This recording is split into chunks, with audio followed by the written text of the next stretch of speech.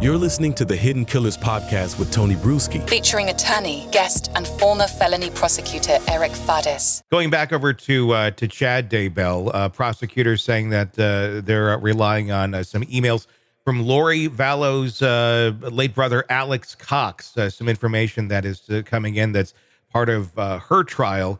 Of course, Alex Cox alleged to have shot and killed Lori's ex-husband, not alleged, but did kill Lori's ex-husband, Charles Vallow.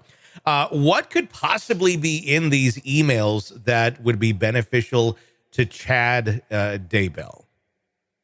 You know, is it something that places the blame solely on the co-defendant, Lori Vallow Daybell?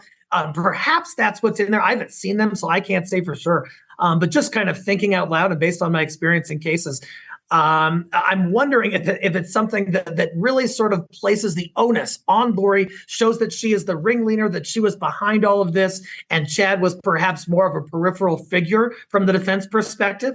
It could be something like that, but we'll have to wait and see. Yeah. Do you think John Pryor is prepared to go to trial? I mean, I know they just had the hearing. He said he's good. But, you know, that was after much pushback and a lot of saying, I don't have a second chair yet. There's no way I'm going to be able to be ready in time, but we're going at the set date. Is this a change of heart or just kind of well, you know, I had to, you know, really ramp this up and really get myself focused to be ready for this upcoming trial of Chad Daybell? You know, he certainly doesn't look ready. Every time that I see him in court, he just sort of exudes this sense of like deer in headlights, like I need some help. Mm-hmm. And so if you're a murder client like Chad Daybell, that's got to be extraordinarily concerning. I worry that the preparation, it's going to require so much preparation for this case. He keeps saying he's not there. Is that sort of a posturing for a potential appeal? Maybe. But, you know, we've also got to hope that Chad Daybell gets a fair trial here, and that appears to be an ongoing question too. Yeah, I mean, is that something where, you know, would he willingly want to kind of throw himself under the bus for an appellate issue? I mean, that obviously doesn't look good on him if that's how it is. Or does it? Or does it really not affect him? Because he did raise his hand and say, look, I'm not qualified for a death penalty case. And they still said, well, good luck. You're still going forward with this. You know, it's an interesting dynamic because obviously he's looking out and trying to defend his client. But at the same point, you know, he has his own image to worry about as well.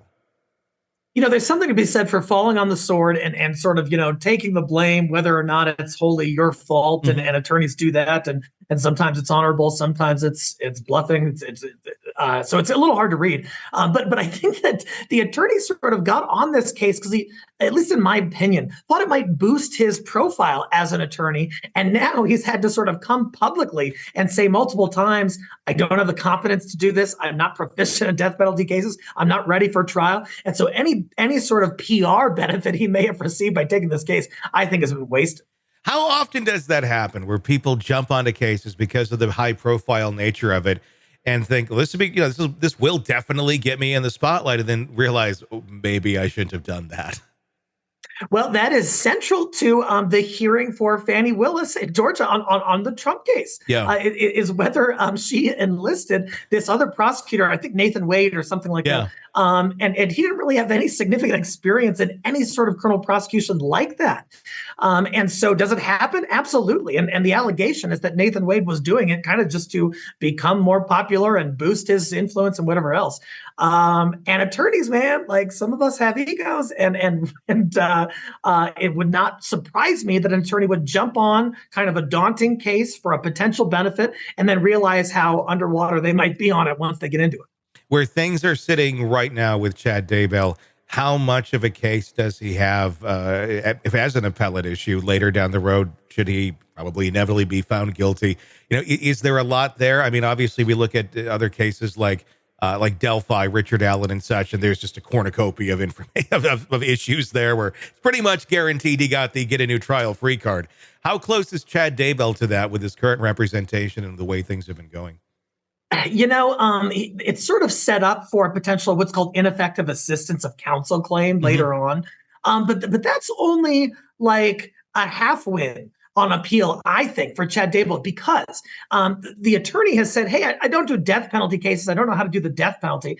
And so if Chad Daybell's convicted and sentenced to death, he might have an out on the death penalty piece of it, but that sort of ineffective assistance would not grant him a new trial on the underlying guilt phase for the homicide, because there's no indication that this attorney is completely inept in terms of just doing a normal homicide case. Yeah. It's the death penalty part that the attorney's worried about. I wonder if that is part of the strategy here. I mean, obviously, if they know it's not winnable, the goal is simply to save his life. Is it on the back end? They didn't get it thrown out on the front end. Is it like, look, we're going to drag our feet. We're going to show every reason why I'm not qualified for this. So at the end, you can just live the rest of your life in prison. Right. Is it some attempt by the attorney to say, hey, look, I can't do a whole lot for you on the guilt phase. The evidence is overwhelming. Yeah. But let me try to save your life, like you said, and fall on my own sword to do that. And I can't help but wonder if that's what's going on. Would that be sort of a romantically noble endeavor, at least from my defense attorney mind, perhaps? But yeah, that might be the approach they're taking because they don't have much else. And I bet Chad said, you know what, you do that, you get to be one of the 144,000 that I save in Rexburg. Hallelujah. Sick of the ads? We are too. Start listening with no commercials now and get access to all of our episodes in advance of everyone else. Become a True Crime Today Premium Plus subscriber on Apple Podcasts. Search True Crime Today Premium Plus on Apple Podcasts or go to our podcast page and sign up now. True Crime Today Premium Plus. Sign up now.